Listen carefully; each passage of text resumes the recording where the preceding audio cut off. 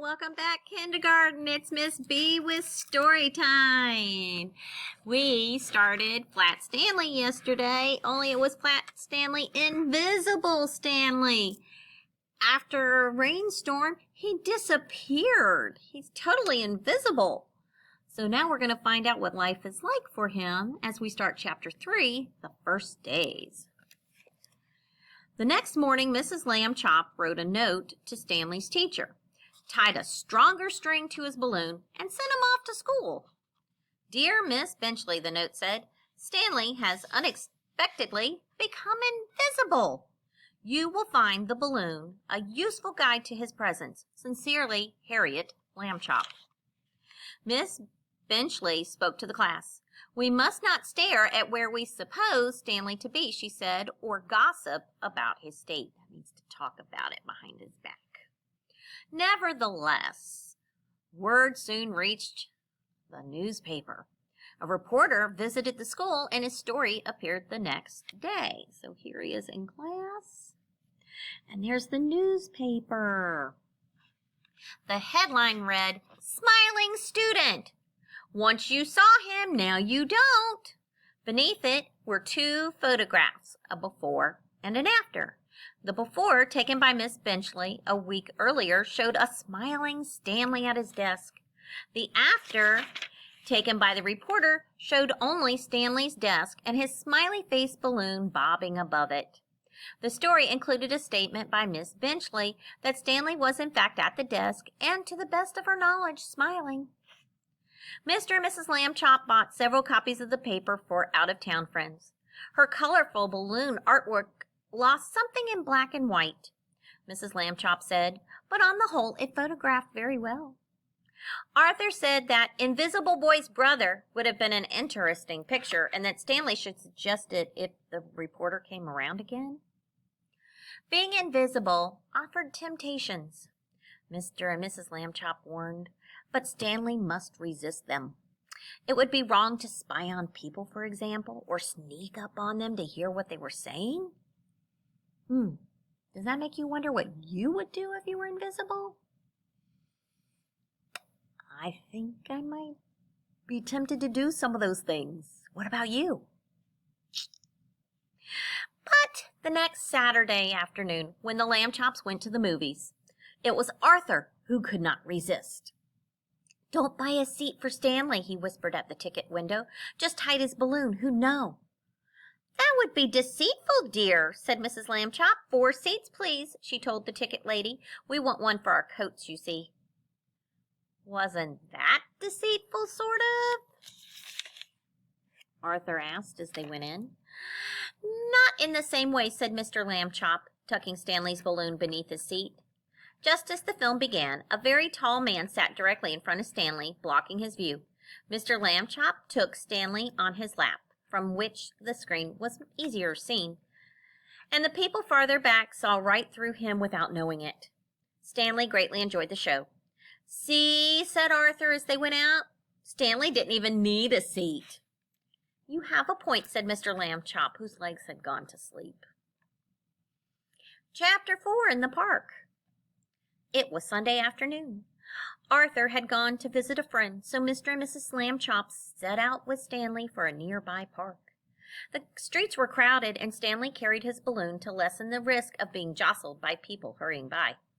Near the park they met Ralph Jones, an old college friend of Mr. Lamb Chop's. There he is.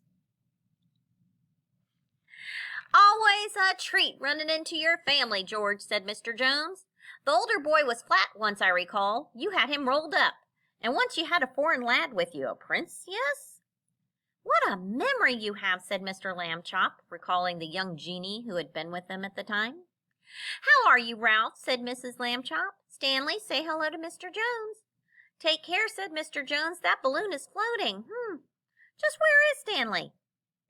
Holding the balloon, Stanley said. I got invisible somehow. Is that so? First flat, now invisible? Ralph Jones shook his head. Kids, always one thing after another, eh, George? My oldest needs dental work. Well, I must run. Remember me to that Prince Fozzie Mustafa Aslan whatever, as I recall. A truly remarkable memory, said Mrs. Lamb Chop as Mr. Jones walked away. Let's see. It was Prince Fawzi, Mustafa, Aslan, Mirza, Melik, Namrud, Hamaraz. What a name. And he remembered it all? By a field in the park, the Lamb Chops found a bench on which to rest. On the field, children were racing bicycles round and round. Suddenly shouts rose, "Give up, Billy! Billy's no good! Billy, Billy, silly Billy, he can't ride a bike." That must be Billy, said Mrs. Lamb Chop. That little fellow's so far behind the rest. Oh, dear, how he teeters, which means he's like this on his bike. Stanley remembered how nervous he had been when he was learning to ride, and how his father had steadied him. Poor Billy, if only. I'll do it, he thought, and tied his balloon to the bench. When Billy came round again, Stanley darted onto the field. Taking hold of the teetering bicycle from behind, he began to run. Oh, said little Billy, surprised. He was gaining speed. Stanley ran harder, keeping the bicycle steady. The pedals rose and fell, faster and faster, then faster still. Yikes! Cried Billy. Stanley ran as fast as he could. Soon he passed the boy riding just ahead, and then another boy and another. Not until they had passed all the other riders did Stanley, now out of breath, let go. "Whee!" Billy shouted, and went round once more by himself. "You win, Billy!" shouted the other boys. "How did you get so good and so suddenly? You sure had us fooled." "We know how." Stanley got his breath back and returned to Mr. and Mrs. Lamb Chop on the bench. "Too bad you missed it, Stanley," said Mr. Lamb Chop, pretending he had not guessed the truth. The teetery little boy, he rode very well suddenly." "Oh," said Stanley, pretending also. "I wasn't paying attention, I guess."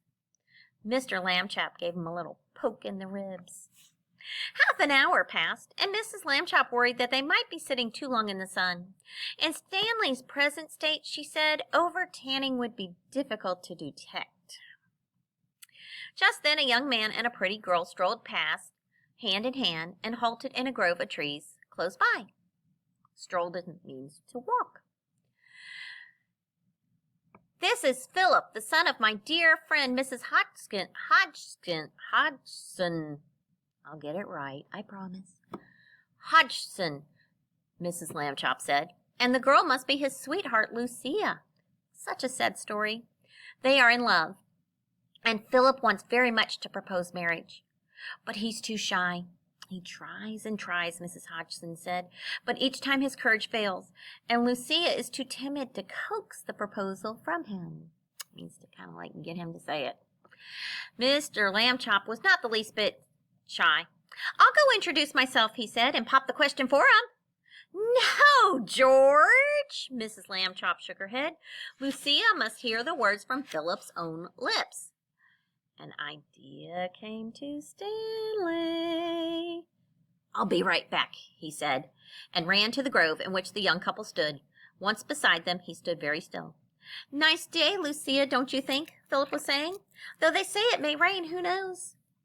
"You're quite right, I'm sure, Philip," the girl replied. "I do value your opinions on weather." "You're kind, very kind," Philip trembled a little. "Lucia, I want to ask. Would you consent, that is..."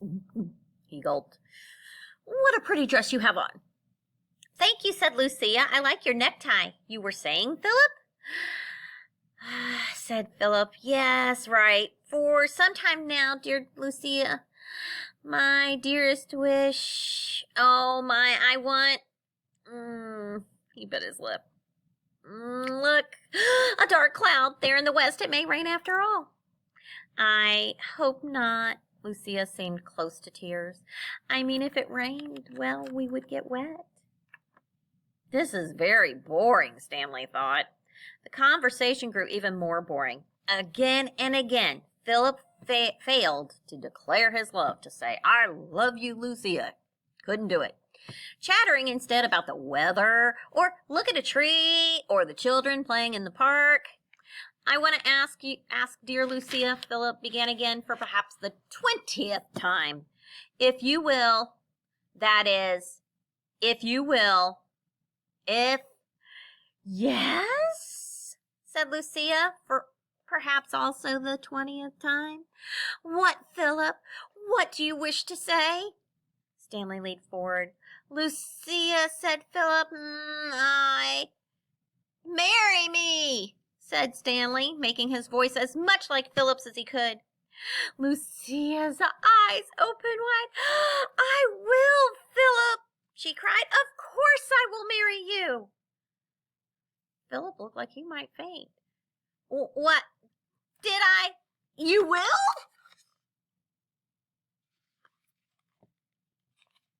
Lucia hugged him, and they kissed. I've proposed at last, cried Philip. I can hardly believe I spoke the words.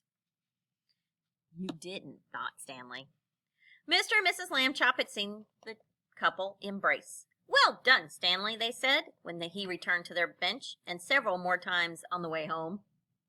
Mrs. Hodgson called that evening to report that Philip and Lucia would soon be wed. How wonderful, Mrs. Lambchop said. She had glimpsed them in the park just that afternoon. Such a handsome pair, so much in love. Stanley teased her. You said never to sneak up on people or spy on them, but I did it today. Are you mad at me? Oh, very angry, said Mrs. Lambchop, and kissed him on the head. And tomorrow, when we come back, we'll start with Chapter 5, which is called The TV Show. Have a great day, kindergarten. Bye.